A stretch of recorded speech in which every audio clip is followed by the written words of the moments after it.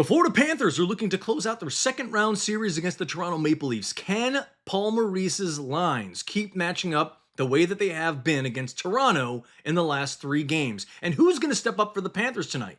Is it going to be Bennett? Marchand? Is Bob going to have to make big saves? Is it going to be the Stars? Is it going to be guys on defense? Or is this going to be an all-around team effort like it has been for this whole series, especially the last 3 games? Guys, thank you for joining me. I am your host, Greg Andrews. This is Panthers Digest. Please hit that subscribe button down below so you can stay up to date with anything and everything that has to do with your Stanley Cup champion, Florida Panthers. Wow, man. Tonight, Game 6.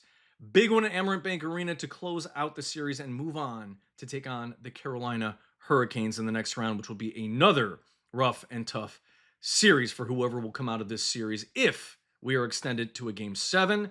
Let's hope that doesn't happen, Panthers fans, but we got a lot to get to, a lot of stats, guys. We're going to kind of go back in time and talk about what has happened since Game 1 and 2 and how did we get to where we are today and who do we need to have step up tonight so the Panthers could come out with the W and close out the series against what looked like in game number 5, a Toronto Maple Leafs team that just didn't bother showing up. But again, one thing I want to say that Paul Maurice has said, this is playoff hockey. A 6-1 blowout win does not mean that the Leafs are rolling over. Last year, the Edmonton Oilers crushed us last year. I think it was 9-1 or 8-1. In game number 4, I believe it was. They came back, tied the series, and we had to win it in 7 games. So score from last game is not indicative of what will happen tonight. Anything is possible in playoff hockey. Even Paul Maurice has said it. So let's get right into this, guys. We are just going to go right into the graphics. So I want you guys to take a look at something here. So these are the stats from game 1 for the Florida Panthers. Every single line that I have here, that box is around that third line. They have kind of been that underrated but most outspoken when they're on the ice because they have done almost the most damage. Right now, in terms of the numbers, they have 4 goals and 9 assists. 4 goals and 9 assists. One line is better is the Verhaeghe, Bennett, and Tkachuk line. They have 5 goals and 8 assists. But still, that Bennett line has been energizing this team when they are on the ice. They're getting scrappy. They're making great moves. Marchand just looks like he's kind of turned back the clock. Again, I just think he likes to play against Toronto and just break your hearts, Leafs fans. I hate to tell you that. And that's kind of the way this series has been, especially since his Game 3 overtime winner. It's kind of changed the whole drama of this series. And the turn of events that was there really just swung this whole series in favor of the Florida Panthers. But when we look at this, guys, look at Bob's numbers. Not very good. 5 goals against, those first 2 games were just terrible. Terrible. And the block shots, we didn't have many of them. And that's the other reason why I circled that on there. And then the face-off percentages. We were so bad in the face-off circle for those first 2 games. But it started to get a little bit better. A little bit. So we'll go back to that first one. There was 1 goal, 1 goal, 3 assists on that third line. There wasn't a lot happening with the other lines. Again, but we look here, and then things start to pick up. There were 2 goals, 3 assists on that line. All right, and then I also want you guys to take a look in this first game, the minutes for Seth Jones. You're going to see in each one of those minutes start to go up a little, and then it will start to come back down because the whole team started playing better defense as we progressed through these games. In the last episode, I said, Barkov said, look, we learn more from the games that we lose than the games that we win. Obviously, I think that's pretty self-explanatory. You're going to learn from your mistakes, try not to let them happen again, and this team has done just that. So we look at game number 2. Those numbers are still high for Seth Jones. 27-39 the first game, 27-11 here. Face-off percentage was getting a little bit better. That third line started really coming to life in game number 2, and Bob's numbers were still not very good. There were not a lot of block shots, and again, I said this. The block shots are going to be a big thing for the Panthers in every single series. They have to put their body on the line and not rely on that really, really aggressive forechecking because it's bitten them in the butt too many times, especially in this series, especially against a fast team like Toronto. But they've seemed to have found a way to avoid those odd man rushes as much as they had happened in the first 2-3 games. They've done a better job, especially on the penalty kill, and they've done a better job in the neutral ice to get the puck on the stick of their players so they're not turning it over. and causing some odd man rushes. So here we are, game 3. This is where things start to shift. Look at the faceoff win percentage. The numbers are starting to go up. The time on ice, obviously, the reason why I circled that is because that was the overtime game. A lot of time on ice for those defenders, a lot of time on ice for everybody. It was a long game, almost 4 full periods. But that line, again, that Marchand line, I know he won. There wasn't a lot of numbers there, but they did enough in overtime. They did enough on the ice intermittently that they were kind of this ghost line that did have an impact on the game mentally. You know, Lucianen and Lundell still throw their bodies around. They still do enough. And as well as these other guys, I put Gadjevich on there because those are the guys, these unspoken guys, these unspoken heroes on the team that are scoring that usually don't. They're throwing pucks at the net. They're getting smart. I think Paul Maurice has really said to them, guys, you got to throw the puck at the net. Do what Toronto was doing to us in those first 2 games. Throw it at the net. Somebody could get a stick on it. It could hit a defender and deflect into the net. And it's been doing just that, especially in the last game. A lot of deflections, especially the Kulikov shot. That was a 95-mile-an-hour slap shot off of one of the sticks of Toronto, and it went right into the back of the net. I mean, it's been a big turn of events. A big turn of events after that game number 3. Excuse me. Game number 4. This is where we saw a big shift. Again, not a lot of numbers for that third line, but look at everybody else. It was only a 2-goal win for the Panthers. 2-0. Yes, it was a shutout. Bob was great, stood on his head, but the defense is what did the trick. And it's been doing that this whole series and the last series too. The Panthers defense, the Panthers special teams have been outplaying their opponent. They've been shutting down their opponent's power play. The penalty kill has been nothing short of an unbelievable, surprising stat. And it's got to stay that way, especially tonight. They have to stay out of the penalty box, and if they're in there, they got to kill those penalties because, again, the Maple Leafs literally have nothing to lose tonight. They are backed into a corner. They're going to be rabid. They're going to be coming after these Florida Panthers, and I know they're going to be physical. I know they're going to be physical. I think it's going to be the most physical game in the whole series, and it's going to get dangerous out there because the Maple Leafs have nothing to lose. They don't want to lose this series. They don't. They don't want to have another happening where it looks good, then they shoot themselves in the foot, and they just fall off the edge of the earth, and they end up losing the series. They don't want to have that happen again. The fans are already frustrated. They're getting frustrated. And it makes me a little nervous tonight, but I think Paul Maurice and this Panthers team, with that championship pedigree, it will show tonight. I think they're going to come out and they're going to say, we're not letting you push us around in our own building, and we are going to take it to you guys instead of you taking it to us. They're going to be physical. I think Bob's going to be playing amazing. Yet again, that defense is going to be stellar, and that's what we need to really focus on. Big game from Bob. I'm going to get into his numbers in just a second. So this was the big game number 5. Face-off win percentage was so much better. That really helped us score a lot of our goals in the offensive zone, and it also helped us on our defense as well when we were on our defensive third. Just a great overall game. We just had their number that night, and you can see the guys, those little hashes that I have there, those are the guys that are usually the unspoken heroes that scored that night. They're not usually scoring all that time, but I do want to go over a few of these lines. So the first line is Boquist, who has taken the place of Evan Rodriguez, has actually been great. Boquist, Barkov, and Reinhart. They have 4 goals and 5 assists in this series.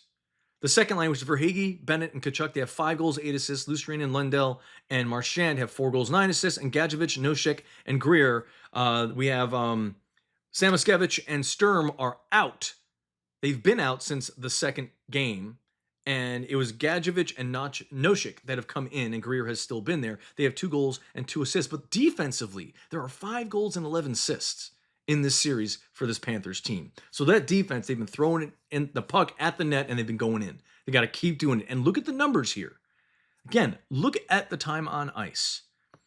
There's been a big change if we go back here a little bit. The numbers are coming down. Those guys are getting more rest. That third line, 3 assists. The team is starting to find a way to play as a team, to get their guys to rest a little bit more, to give them the time. I mean, look at the numbers above for all the forwards and centermen. Not a single guy in 20 minutes. Not a single guy. That's great. They're playing great shifts. They're not putting too much time on ice for some of their big name players. So that way they're spreading the love around a little bit. They're putting those guys on the specific shifts. Again, Paul Maurice's genius of having lines pair up with Toronto, depending on who is it. You're going to have this fast line out there, then we're going to put ours up there who are great defenders and can catch up. That Forsling line is phenomenal. When he's out there defensively with Seth Jones, or it's Aaron Ekblad, any one of those guys, if it's Ekblad, Jones, or Forsling, they are able to do such great work defensively against the Nylanders, who they've been stopping and shutting down. Matthews, we've been shutting him down, and we'll get into that in a second. Tavares, I mean, the Panthers defensively have been nothing short of just this perfectly sound machine that has been well oiled to stop these guys. They figured them out. So let's move on. 15 different scores for the Panthers in this series, guys. Tremendous. Evan Rodriguez is out there. You can also see Sturm at the bottom and Samoskevich. They really don't have a lot of numbers in this series, but the change has worked for the Panthers. Paul Maurice was right in bringing him in, and you see Brad Marchand at the top of that list there. He has been the thorn on the side, as I've said in previous episodes, for the Toronto Maple Leafs. But 15 different scores, guys. 15 different scores for this Panthers team. Matthew Tkachuk doesn't have a single goal in this series, but I think that's going to change tonight. He doesn't look like the same player. The series feels to me like he's in it, he's there, he's a body, he's taking up space, and he's throwing it around, and it's more about the psychological play, that hockey IQ that he's using, but it's not really about him throwing the puck in the back of the net like it was in the first round series against Tampa Bay. It's changed a little bit. There might be something going on. We haven't heard a lot, but you know what? Don't fix what isn't broken. Everything's working right now. The lines are the same tonight. This is the thing I want people to look at. These are Toronto's numbers in this series. They only have 9 goal scorers. 9. Austin Matthews, 0 goals and only 3 assists. That's it. Power play goals, only 2 in the series. The Panthers' penalty kill has been great, and is continuing to do so. Paul Maurice has really stepped up the defensive prowess of this Panthers team and is really shined and come to life. All of these changes that have happened for the trades have been nothing short of spectacular by Paul Maurice and the GM Bill Zito. They did an excellent job adding these guys in, these pieces to help them win big time playoff matchups like this one, and Paul Maurice is figuring it out. It's the genius of Paul Maurice and getting his lines to match up. It's not line one against Toronto's line one. He's finding better matchups that work for his players in terms of the speed, the forechecking, the defense, and the scrappiness in the corners. Trying to get the puck away and just really disrupt that offense of Toronto from getting in sync. They've done such a great job of this. So we're going to go to a graphic really quick. This is Brad Marchand. The last game has no impact on tonight. If anything, it's going to make them hungrier to have a bounce back game and prove a lot of people wrong, which is a very dangerous combination. We have to play our best game tonight. No question about it. You're right. No question about it. This is going to be the hardest game of the series, if not in this playoffs, that the Panthers are going to have to put forward their best effort tonight. Because Toronto is going to come out here just kicking and fighting and putting everything they have into this game. Like I said, they've got nothing to lose tonight. Nothing to lose. They already know they lose this game, they're out. So guess what? They're going to come at it. They're going to bring 150%, not 100%, 150% onto that ice as soon as the puck is dropped. They're going to come out swinging, and it is not going to be a lighthearted affair tonight. I think we're going to see some scrappiness. I think we're going to see a lot of penalties. I think we're going to see a lot of scrums after the whistle. And it's going to get ugly out there, guys. It is going to get ugly. And just a few other stats here. The Panthers are 5-1 all time when leading a 7-game series, 3-2. Those are pretty good numbers for the Panthers. And they have not trailed for over 170 minutes since Verhaeghe's goal that tied Game 3 in the second period. That's pretty incredible. Like I said, this Panthers team turned things around in Game number 3 when they won.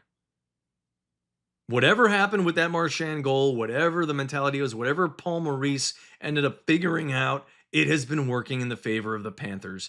And tonight, we gotta cross our fingers that his method is still going to keep working. these lineups that are going against each other are still going to keep doing what they've been doing for the last 3 games. I would say the last 2, let's hope, because they've put a strong stranglehold on this Toronto offense and really put them at bay, guys. Kept them at bay, excuse me. So this is going to be a crazy game tonight, but we need big time goaltending. The defense needs to really come out there and step up with that forechecking and be aggressive, but not overly aggressive.